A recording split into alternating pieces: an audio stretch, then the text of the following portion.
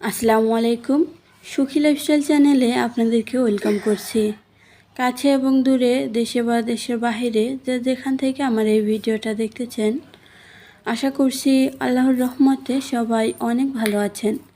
আলহামদুলিল্লাহ, আল্লাহর রহমতে আমরাও অনেক ভালো আছি। আজকের ভিডিওটা ব্যালকনি থেকে স্টার্ট করলাম। ব্যালকনিতে অনেক সুন্দর গাছ হয়েছে, তবে রোদের কারণে সেরকম দেখতে আসা হয় না, কারণ এত বেশি রোদ উঠে বাইরে। যদিও ব্যালকনিতে এত বেশি রোদ থাকে না, তারপরেও কেমন যেন যেতে একটু ভয় লাগে।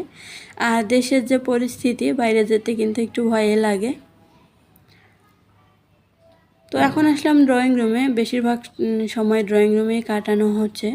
তো জানালাগুলো প্রথমে খুলে দিলাম। আর ড্রয়িং রুমের কী অবস্থা থাকে সেটা তো প্রথমে দেখিয়ে দিলাম। যেহেতু দিনের বেশিরভাগ সময় এই রুমে কাটানো হচ্ছে, তো বাচ্চা সহ কাটানো হচ্ছে, রুম যে অগোছালো থাকবে এটাই তো স্বাভাবিক, তাই না? এই রুমে কাটানো হচ্ছে এই কারণ টিভি দেখতে হচ্ছে। যেহেতু নেট নাই, মোবাইল দেখতে পারছি না, মোবাইলে কাজ নেই, তো খাওয়া দাওয়া, রান্নাবান্না, কাজকর্ম আর হচ্ছে টিভি দেখা। বিশেষ করে খবর দেখায় ব্যস্ত ছিলাম। আমার মনে হয় কম বেশি সবাই এটাতে ব্যস্ত ছিল। তো যাই হোক, কিছু বলার নেই আসলে। শুধু একটাই বলার, যেসব মায়েরা তাদের সন্তানকে হারিয়েছে সেই সব মায়েদেরকে এবং তার পরিবারকে ধৈর্য ধরার তৌফিক দান করুক আল্লাহ। তো আমার ড্রয়িং রুমটা গুছিয়ে নিয়েছি, আর সাথে এখানে তো কাপড় ভাঁজ করেও রেখে দিয়েছি, ওগুলো এখনও নিয়ে যায়নি। তো গুছিয়ে লাভ নেই, আমার ছেলে এখানেই আছে, টিভি দেখতেছে, আমি রান্না করব, আবার দেখবো, আবার আসবো, হাজব্যান্ড আসবে, তো আবারও অগোছালো হবে। তারপরে ও একটু গোছগাছ করে রাখলাম, এই আর কি। তো সকালের নাস্তাটা তো অফ ক্যামেরা করে নিয়েছি, সেখান থেকে আর ভিডিও করা হয়নি। ভিডিও করার কোনো ইচ্ছাই ছিল না। পরবর্তীতে ভাবলাম যে একটু ভিডিও করে রাখি, যাতে নেট আসলে আপলোড দিতে পারি, এই জন্য। তবে ট্রাইপড যে সেট করবো সেরকম মন মানসিকতা ছিল না।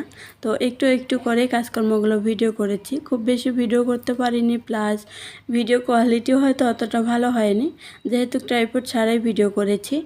তো কিছু বলার নেই, ভিডিওর লেন্থটাও এই কারণে একটু ছোটো হয়ে গিয়েছে। আর এখানে সেমাইটা রান্না করে নিচ্ছি, যে এখন একটু খাবো, আবার বাকিটা ফ্রিজে রেখে দেব। দেখা যায় যে অর্ধেক সময় রান্না করে আর অর্ধেক যদি বক্সে ভরে রেখে দেই, এটার পরবর্তীতে রান্না করাও হয় না, খাওয়াও হয় না। তো এই জন্য একসাথে রান্না করলাম, যে এখন একটু খাবো, বাকিটা ফ্রিজে রেখে দেবো, অন্য সময় খাওয়া যাবে। এখন খাবো বলতে ওই 12টার সময় যে নাস্তাটা করা হয় সেটাই। যেহেতু হাজব্যান্ড বাসায় আছে, তো ভাবলাম যে একটু ভালো টাইপের নাস্তাই করি। ভালো টাইপের বলতে দেখতেই তো পারতেছেন কি ভালো টাইপের। আসলে দেখা যায় কেক বিস্কিট দিয়ে এই নাস্তাটা সেরে নেওয়া হয়, সেখানে আজকে একটু সেমাই করে নিচ্ছি, এটাই। তবে সেমাইয়ের মধ্যে বাদাম, কিশমিশ এগুলো দিতে পারি না আমার ছেলের জন্য। আমার ছেলে এগুলো পছন্দ করে না বা খেতেও চায় না। দিলে দেখা যায় যে ওগুলো বেছে বেছে দিতে হয়। তো তার থেকে বেটার যে ওগুলো ছাড়াই সেমাইটা রান্না করব। এদিকে এখন বেসিনটা পরিষ্কার করে নিচ্ছি। সকালে নাস্তার পর আর বেসিনটা ক্লিন করা হয়নি, তো এখন হাতে সময় আছে, তো ভাবলাম বেসিনটা ক্লিন করি। ভিডিওর এ পর্যায়ে এসে সেই লাইক দেওয়ার কথা মনে করে দিচ্ছি। যারা লাইক দিতে ভুলে গিয়েছেন, প্লিজ একটা লাইক দিয়ে ভিডিওটি দেখা কন্টিনিউ করেন। আর যারা আজকে আমার চ্যানেলে নতুন ভিজিট করতেছেন, ভিডিওটি যদি কোথাও কোনো অংশ একটু ভালো লেগে যায়, তাহলে প্লিজ চ্যানেলটিকে সাবস্ক্রাইব করে পাশে থাকা বেল অপশনটি অল করে দেবেন।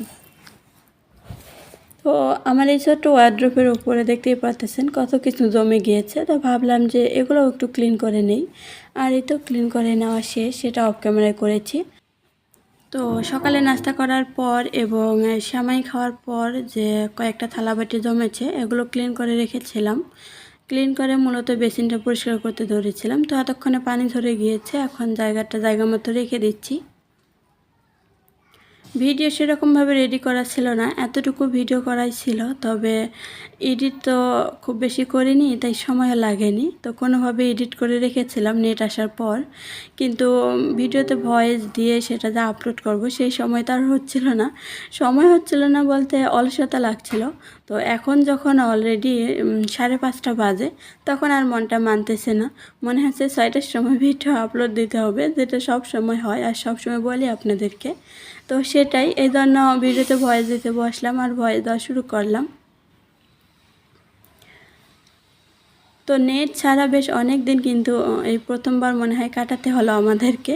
তো নেট ছাড়া কিন্তু বেশ ভালো লাগছিল অবশ্য, যদিও খারাপ লাগার অনেকগুলো কারণ আছে, তবে ভালো লাগারও কিছু কারণ ছিল। সেটা হচ্ছে কাজ করে শান্তি পাচ্ছিলাম, পরিবারকে সময় দিতে পারছিলাম। যতই কাজ করি না কেন যেন সময় শেষ হচ্ছে না, এরকম একটা মনে হয়েছে। তো এদিক দিয়ে আসলে খুব ভালোও লেগেছে যে আসলে আমরা মোবাইলের প্রতি কতটা আসক্ত। কাজের দেখা যাচ্ছে একটা কাজে ধরলে মোবাইল করি সব সময়, বা কাজ শেষে মোবাইল দেখব, মোবাইলে ভিডিও অন করে রাখবো, এই যে একটা ঝামেলা বা প্রেশানি ছিল, সেটা থেকে আসলে বিরত ছিলাম এরকমই মনে হচ্ছিল। তো কাজ করে কিন্তু বেশ ভালো লাগছিল, আর সময়ও অনেক ছিল এরকমটা মনে হয়েছে। তো গরুর মাংস রান্না করলাম আলু দিয়ে, আর একটুখানি পোলাও করেছি। তো পোলাওটা আসলে করতে চাইনি, ভাত রান্না করেছি। তো ছেলে হঠাৎ করে পোলাও খেতে চাইছিল, এই জন্য একটুখানি পোলাও করে নিয়েছি। তো এই যে একটু পোলাও করে নিয়েছি। তো এটা তো ছিল দুপুরের রান্না, দুপুরে তো শুধু মাংস রান্না করেছি, এটা দিয়ে তো আর রাতে চলবে না, এজন্য রাতের জন্য এখন কচু রান্না করতেছি। যদিও সেটা দুপুরে খাওয়া দাওয়ার পর, তো রাতে যেহেতু রান্না করতে হবে, যেহেতু নেট নেই, তাড়াতাড়ি শুবো, ঘুমাবো, তো ভাবলাম রান্নাটা বিকেলে করে রাখলে আর কোনো ঝামেলা থাকবে না বা চাপ থাকবে না, এজন্য এখন রান্নাটা করে নিচ্ছি।